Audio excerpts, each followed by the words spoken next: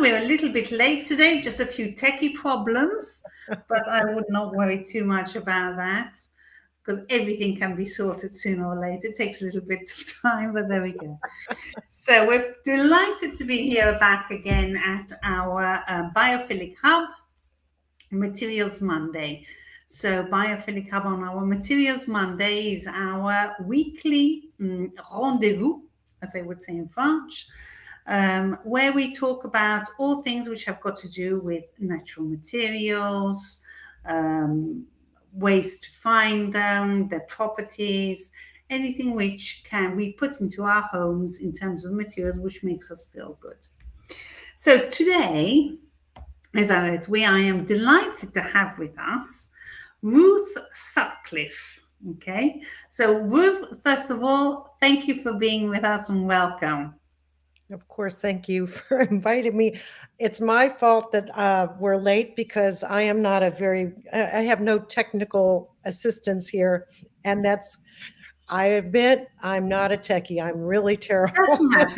It's not important. So we Thank you got for it. So thank you that's what's for asking me to be here, and it was so wonderful to see you at in Milan at the Essence and being on that panel and having yeah. tea with you. It was great. Yes, it was great. It was super. It's always nice to be able to to put a real face in front of someone which we spoke to Hmm. Hmm. over Zoom. So yeah, that was a nice trip for you to Milan. An interesting panel, I believe, also for It you. was. It was. And I love your city. I mean, I Ah, wandered. I stayed a couple of extra days and wandered and went into some of the fragrance stores there, and of course looked at a lot of the, you know, the churches. And I'm so inspired by architecture and beauty and art. And that's helped me along in what I do. It's all very holistic, I think. exactly, exactly. Well, you're going to tell us all about it in a minute. So, Mm. yes, so today we're Ruth, for who doesn't know, is in fact a fragrance designer, but she's also a creator of something which is very, very interesting, which is going to tell us all about, which is scent therapy. Am Mhm. I right? Yes. Okay. So before we step into that, can you give us yes. Can you give us a little bit of background about yourself and how you got into scent and why scent is so important? Yes, I mean, I entered the fragrance business in New York City, way, way, way, way back. I have over 35 years actually in fragrance development experience. I was trained as a fragrance evaluator when I hadn't even finished college, and went from the fragrance supply end of the business, houses such as International Flavors and Fragrances and Creations Aromatique, which is now Simrise, and others, and hopped over to Clairol and developed fragrances for the shampoos and fragrances that would mitigate the smell of hair color, right? Because the hair color bases are extremely strong. And from there, I went to Coty for almost 14 years, where I developed fragrances for celebrities such as Celine Dion, Beyonce, Katy Perry, and such. But I also developed fragrances for fashion brands. And after leaving Coty, my mother had dementia and actually passed away from the illness, and that's how I segued my focus on helping people with dementia, memory, Okay. recalling memories through the sense of smell, because it's quite known in the fields of science that uh, fragrance or scent recalls memories faster than any other sensory function that we have. But it's also really important for our well-being, for space, for realizing our space around us, for our health. If you don't have a sense of smell, you don't have a sense of taste. And as so many people have found out during COVID, the anosmia, which is the lost sense of smell, is one of the long haul issues with COVID. And you know, I am a foodie. I can't imagine not being able to taste my pizza or pasta or I love food. So, not being able to taste is for me, that would be tragic. So basically, that's what I concentrated on, is helping seniors stimulate, helping them stimulate their sense of smell that would help recall memories. To recall memories would elicit conversation and storytelling, and provide socialization. And so, I kind of like went from that to developing a more comprehensive toolkit for speech pathologists who work with people who have developmental disabilities, or such as autism, because what I realized, the sense of smell, when you can recall memories, it triggers conversation, and people with autism have a difficult time expressing themselves. So I went through this whole process, of developing that. And I guess when COVID happened and I started hearing about nausea, I thought, if I could help people in any way possible, because that really is my mission, you know, um, is to help people live better through the sense of smell, through scent. And so I kind of developed this little niche for myself, um, where, you know, um, that's what I concentrate on. How can scent be used other than wearing, right? As a Okay. perfume? How can scent be used in our lives to improve lives, our life as well as others, whether it's somebody with dementia, anosmia, autism, learning disabilities. And, then COVID came, and we started hearing about PTSD. And Okay. that's kind of how I got into this Ayurvedic formula, scent therapy calm, that it's, 100% natural. And, so I'm, evolving, because this is Yeah. only started in 2016. So it's not Okay. that long. No, but it's quite an interesting fact, because we know instinctively that when you walk into a room which has a smell which reminds you of something, you sort of say, "Oh, oh, this reminds me of my grandmother's home," or "This reminds me of Mhm, my mhm. holidays by the." But it can also be negative. So, Yes. but how do you manage to? I mean, are there categories of scent which evoke different kind of emotions? Is it the same for everyone, or do you have to hone in onto the single person? It's not the same for everybody, because everybody has their own memories. So when I started developing Essential Awakenings, the smell and memory kits and activities for people living with dementia, I went through this, several months of exposing, going into assisted living communities for memory care here in the States, in pretty much in the northeast area, New York City, Connecticut. And I had the perfumers who I worked with all the years in the business develop what I call distinctive scents, distinctive aromas. So the smell of grass. So I would direct them. I wanted the perfumers to work on the smell of grass, like if you're lying down in the grass, right? So there's a little bit of dirt. If you played soccer or football, let's say football, uh, uh, or if you've had picnics, or when you were a kid playing around outside in the grass. Do kids do that anymore?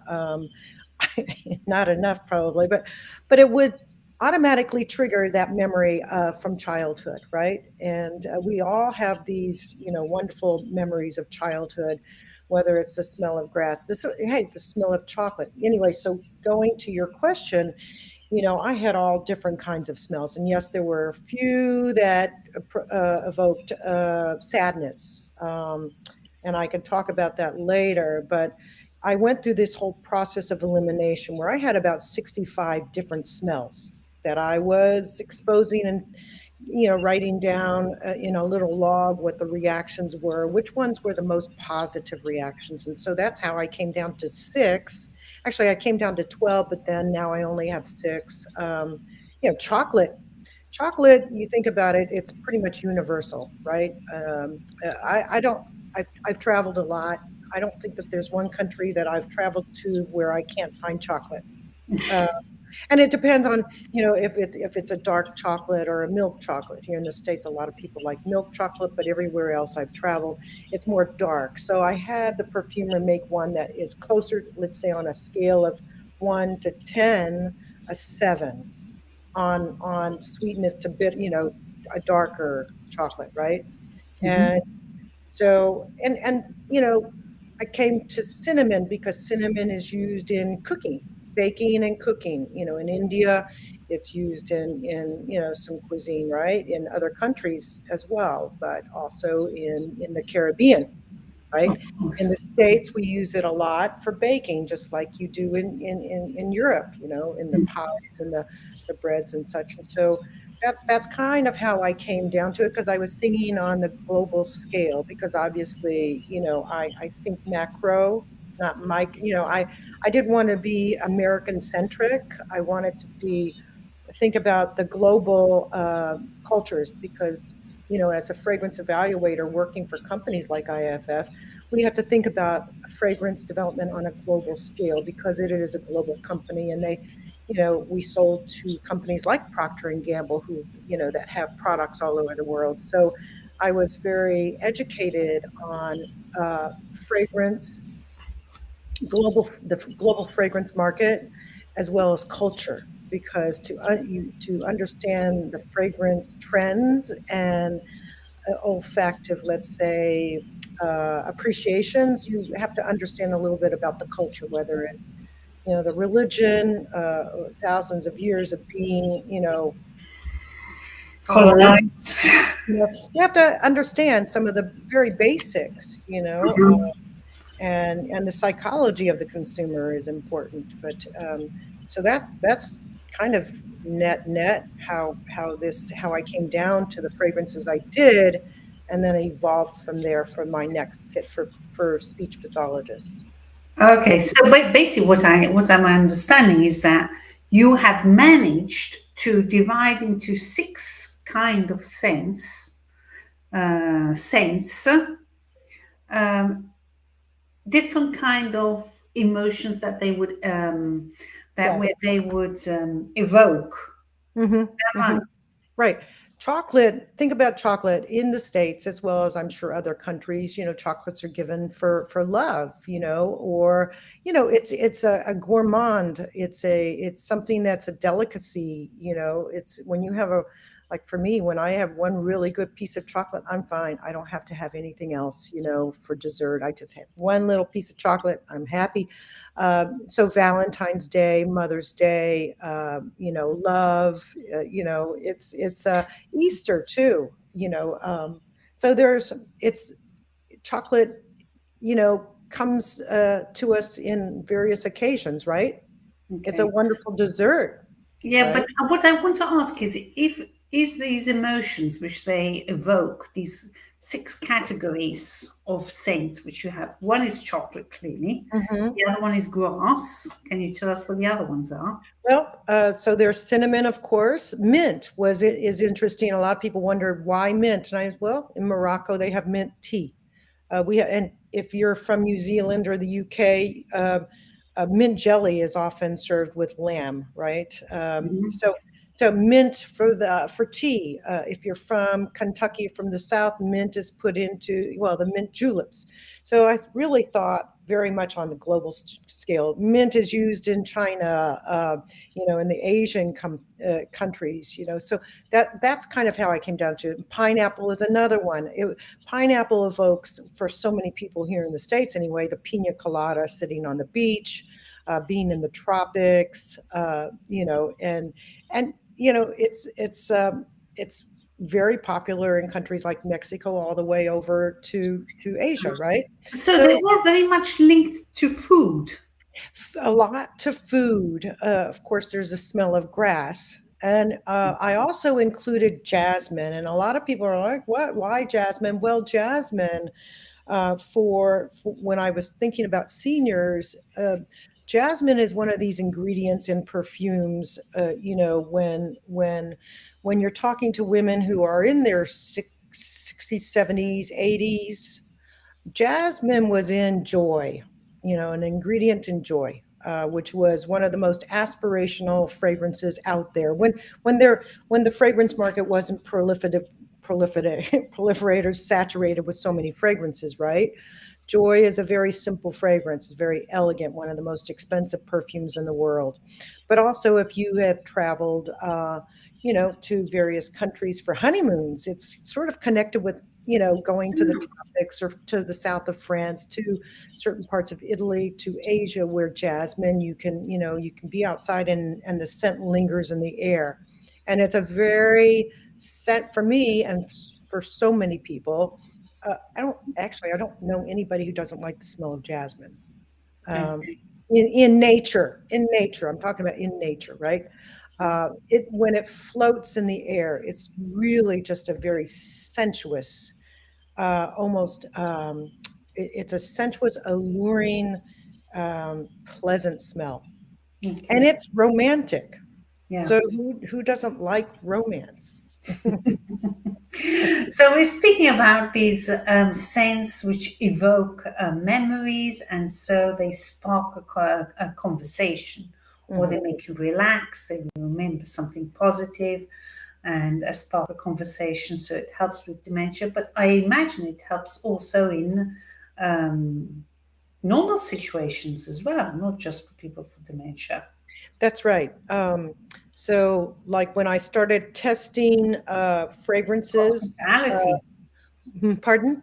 in hospitality. Oh, hospitality. I mean, basically, when I moved here to Atlanta, everybody, I don't know if everybody knows that I went from New York to Atlanta during, the midst of COVID, because my family is, only 10 hours away from here versus, two days of driving, right?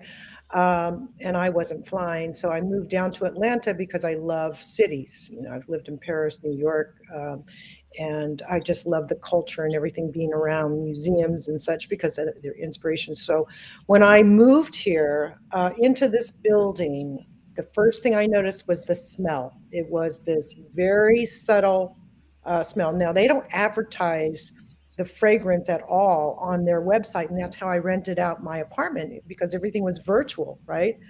I mean, you weren't allowed to take tours. You had to take these tours on the website. And I was looking around. I'm like, I like the architecture. It's very modern, very sleek art. There's art on the walls. It's, very, much Scandinavian style almost. Stone, um, very raw wood, Mhm. windows, big windows, high ceilings, and that's kind of my taste. I really like that. After living in a Victorian home for so many years, I don't want any more of that. So when I walked in, I smelled this fragrance, and it was uh, being, diffused through the HVAC system. And I felt at home right away. It was so strange. It was like, wow, isn't it odd that I would just select the apartment based on the interior design, but when I walked into the building, the fragrance that was being diffused was so harmonious with the architecture, the interior design of the building. Simple, soothing, it made me feel at home. Actually made me feel like I'm living in a hotel, just in extensive, you know, uh, And extensive. did you manage to recognize what kind of scent they were Yes, I mean, diffusing? right away, but it was created, I think, so well that there wasn't really one particular note that stuck out. It was so well, I guess, developed by the creator that it wasn't like, oh, it's apricot, it's raspberry, it's musk, it's a not a very complex formula, but it was soothing. And what perfect scent did we need during COVID when we were all, I mean, you know, I know in Bergamo, Italy, in north, it was really devastated by COVID. Mm, And yeah. where I'm from, that's what it was too. So I was stressed out, um, and when I came here and I smelled the fragrance, I smelled safe. I felt comforted and at home. And when it comes to your home, you want to feel like at your home, and that's how you kind of like would have to develop a fragrance, is to have it be harmonious with the interior design, the So overall. how can you choose? How do you choose which one is the right scent, which speaks to you and which is welcoming also for your guests or clients if you are working for a Right. commercial? Well, I'm going to give an example of a friend of mine, actually, who is a perfumer in Italy, but over in the Venice area. I know him, Lorenzo Danteferro, from working when we were all kids. He was already a perfumer. I was a kid being trained as an evaluator, and he went back to Italy because he's from the Parma area, but now he lives outside of Venice, and he made his business going into some of the Venetian palazzos that had been turned into boutique hotels. This goes way back to the 80s. I mean, he's a master perfumer and pretty much an innovator. So he would go in as a perfumer and okay, this is the interior design, these are the colors, and he would pretty much create a formula. And so for me as a designer, I would pretty much do the same. What kind of interior design decoration do you have? If it's big puffy couches, sofas, European floral prints, then it would be a different kind of fragrance than if you have a very modern home with large windows and natural woods. Then I would select a fragrance or help develop a fragrance that is simple and modern, subtle, right? For a European style, or let's say French or English style, with the florals and stuff. Kind of, you know what I'm talking about. So it would be a floral fragrance for sure, for sure. Okay. Maybe in the library where there are a lot of books and the dark walls, maybe it would be a woodsy fragrance, something very, you know. So it would reflect a bit the style of the Yes, I think it's ritual. necessary. If you have let's say you have this modern home with a lot of light coming in, you certainly wouldn't want a fragrance that evokes darkness, Just or you know, darkness or compactness. You want that space that's open, that fragrance that feels open.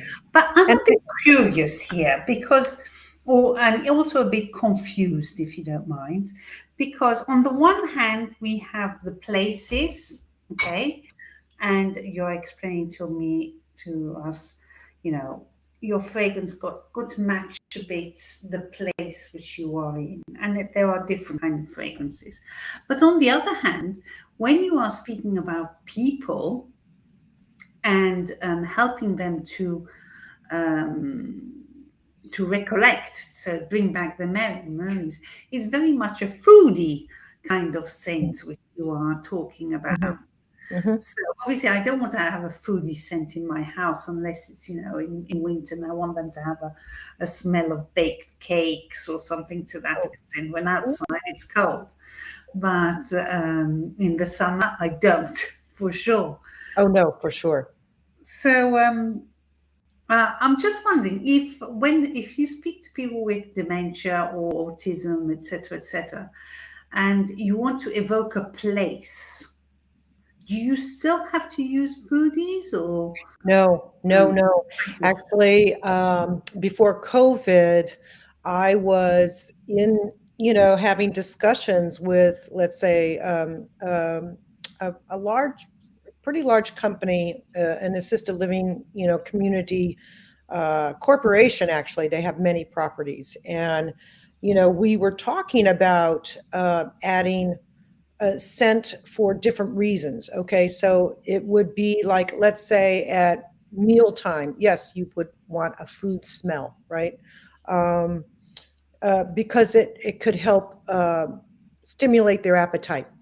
Because I've seen this, giving my sensory sessions, essential awakenings to them. It's like if I expose them to chocolate or to apples, or let's say a melon, you know, often they would say, "Oh my gosh, now I want to eat something." So you know you And with seniors who are living with dementia, such as Alzheimer's, they because they're losing their sense of smell, they lose their urge to Appetite. eat. Yes. And so the thought was, I want to stimulate that so that they are encouraged to eat. Okay.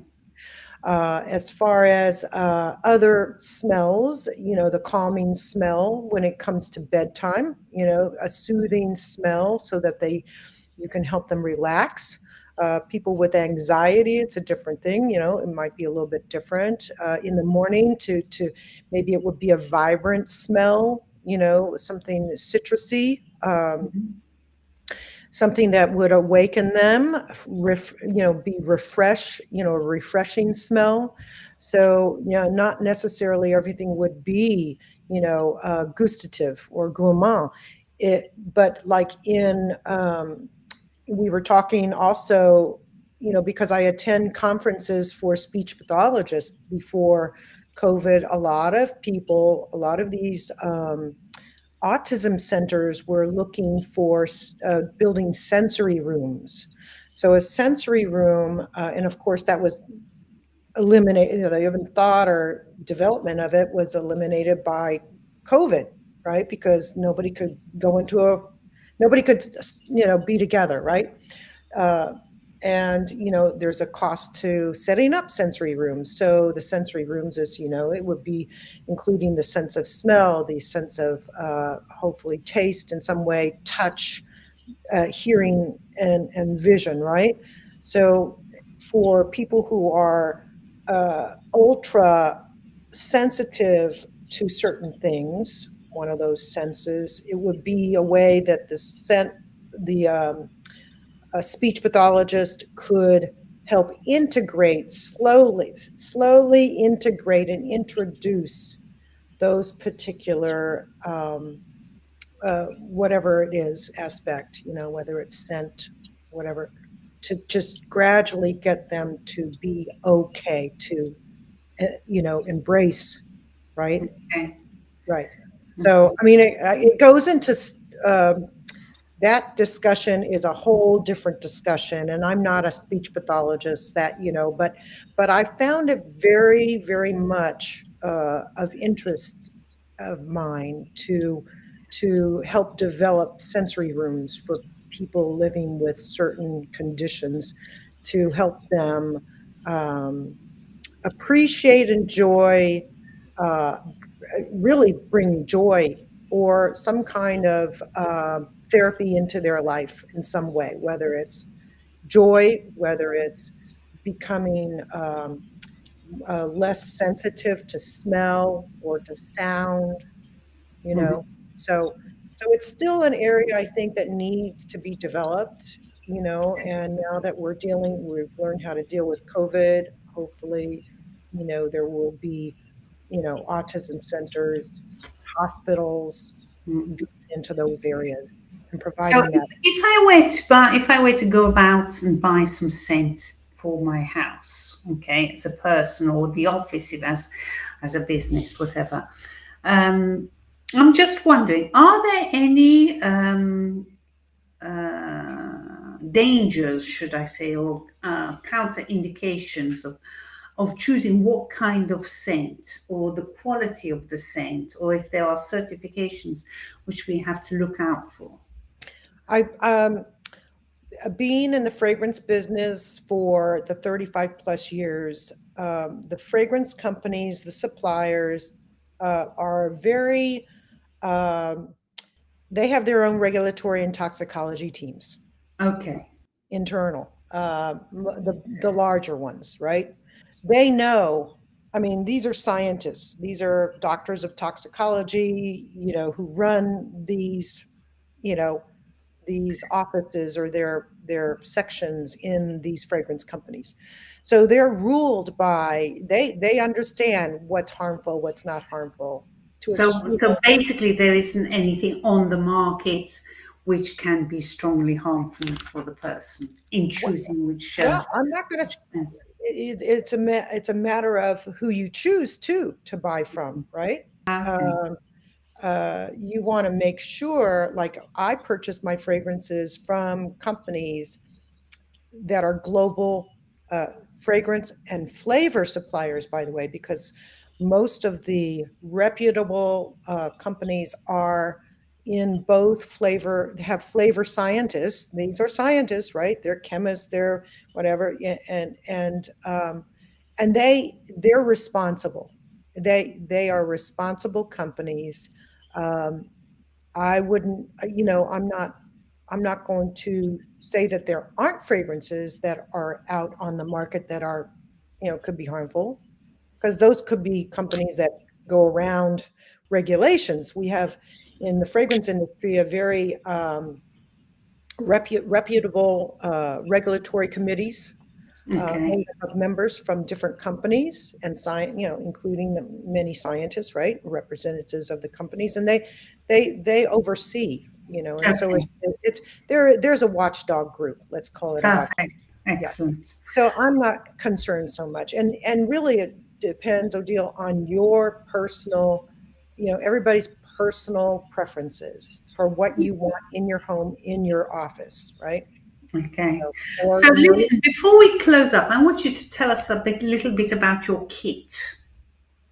which one?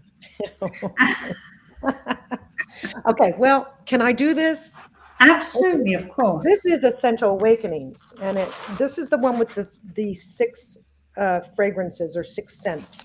The grass, the cinnamon, mint and such.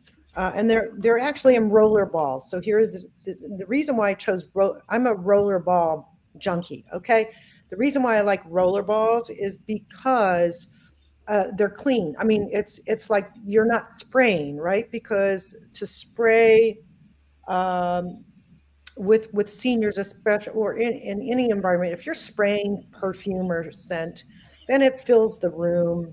Some people might object to it, and this is very clean because there's no spilling involved, right? Okay. So, and we're not spraying. And for the let's say recreational director or program director at an assisted living community for memory care or a family member, they basically can roll it on. Let me see, the little paper strips that you see in Yeah. department stores. Okay. Yeah, Yes. so every kit comes with these little paper, a packet of paper strips. And you just roll them, when I go into sessions, I roll it onto the edges. I started volunteering at respite care for people living with, low level of dementia when I came to Atlanta, and they love the sessions. But every one of these kits come with something like this, like a clue card. So it's like, okay, if I'm smelling the smell of jasmine, if I'm giving out the smell of jasmine, I don't tell them what it is. I want the seniors living with dementia to smell, to think, to try to, like, have some kind of trigger of memory. And if they can't guess, I give them clues, like it's a white flower, an ingredient used in many perfumes, often blooms at night. And then if they're not, like, still not getting, I keep giving a little bit of clues. It's like, you know, uh, think about Provence, think about, the tropics. So that's just an example. For cinnamon, it would be like some of the clues often used in baking pies, sprinkled on a bun. It's a Okay. And so they guess the scent, and from there they start the conversation. So it can yeah, happen every day. right. Yes, and because I also lead conversations. If I see, because if they're doing this for the first time, they're like, a lot of people just like, okay, what do I do next? Well, then I lead them. So what about cinnamon? Who likes to bake? Have you been, do you like certain foods that have cinnamon, or, have you ever had a cinnabon? Mm. Um, for mint, one of the program directors, when they smelled mint, he said, it takes me back to my honeymoon. So what about your honeymoon? Where was it? Oh, it was in Morocco. It reminds me of the tea. And then that went from going to Morocco on his honeymoon, having mint tea, to something else. Someone else would come in. Well, yes, I grew mint in my garden. So the program director or the family member can help lead the conversation by prompting, let's say, and Okay. then So that's essential awakenings. But mindset was I think I was going to go crazy developing that because it's big. It's big. Ah, So yes, this is the one I it has remember. it Mom has said. 20. It has 20. So you can imagine there's 125 components I had to purchase for this because when this is like a guide that a speech pathologist, several speech pathologists wrote down for methodologies for use for speech pathologists, like growing vocabulary, increase utterance, and so that comes there, and these come with. This is interesting because assisted living communities also purchase this. These come with these visual clue cards. So, and then fun facts on the back. So, like watermelons, according to the Guinness Book of World Records, the largest watermelon grown was in Tennessee, 350 pounds. So, what I found with the kids at an autism center in New York when I started developing this was through these various exercises at different times. I, with the educational director sitting next to me, she would give me advice like, try this, try that. And that's how I developed mindset based on, the experiments, the experiences, I should say, with these kids who have different levels of autism from a more high functioning to nonverbal. And I, and so that's why the visual cards come into play because they might connect with the smell visually and they connect the visual vision, the visual card to the smell. And then I would often ask them if they were verbal to turn over the card and start reading facts because my daughter is on the spectrum, my oldest daughter, and she used to read the almanac. I mean, all she wanted was the almanac, and she would blurt out all kinds of facts. And so when I went into the school, the kids love reading facts, and I'll say, just read one if you want, but most of the time they'll just keep reading. They'll just go all the way down the list. And then you start the conversation. Well, what about watermelon? When do you eat watermelon? Well, a lot of people here in the States are eating watermelon now, 4th of July. So that's kind of, those are the kits. And, basically they're tools for, as the speech pathologists, for family members, for, people working in assisted living communities for memory care. They're also used in hospitals for occupational therapists, coma therapy. Coma therapy is one, for arousal. So Okay. it's kind of an So I just want to ask if someone wants to get hold of one of these kits, is there a way to purchase them? Because you say you can use them in the family as well. um, my company is the Scent Guru Group, GU Scent, like the fragrance, Guru, GURU, group.com. The Scent Guru In St. Guru. group.com. And I have a Shopify site Oh, that was set up bare bones, in 2017. My first order for Mindset was right before the pandemic. I was like, and it was from a woman in Australia who has a son, William, who is nonverbal. And I was like, "Oh my gosh, how do I ship to Australia?" I mean, I'll ship all around the world. The shipping to Australia was expensive, and I said, "Are you sure you want this? You sure you want me to ship this? Because it's 100 something dollars." She goes, "Yes, I absolutely do." And her son loved it. Son loved the whole exercise. So yeah, the perfect. sendgurugroup.com is where Perfect. I. Well, I think to close it up for today, and I just want to say thank you for coming on, and I Thank you for will. inviting me. I'll leave the link to your website so people know where to find you. Okay. Um, but before we leave, is there anything else you would like to tell to our listeners? Any Well, tips or tricks? yes, I mean, I think it's important to keep your sense of smell stimulated. So, yeah, and being out in nature, I take nature walks all the time. I walk a lot, and I love going out into the woods. I love gardens. I would say just and whether it's nature or not, just smell. Just keep smelling. I call it mindful smelling because, we take it for granted. We do take our sense of smell for granted. And if you don't use that sensory function, you kind of lose the sense of it being there, but it can save your life. If you can't Mm, smell gas, if you can't smell, let's say something's on fire, it could be.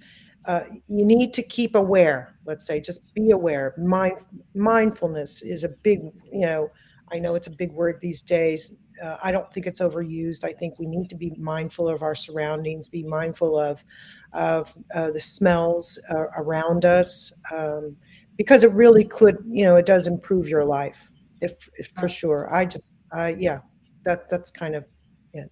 So, that's great. I, Thank you so much, Ruth. Thank you. Thank you for and your time. and if anybody has any follow-up questions, you have my email. I'm on LinkedIn under Ruth Sutcliffe, so you can drop me a message. I'm there. Connect with me there. I write blogs. I write posts, a lot of posts, about the sense of smell and such in nature. So, anyway, it was a pleasure. Thank you, everybody, for being here, um, and I hope you got something from it. I hope I'm sure we did.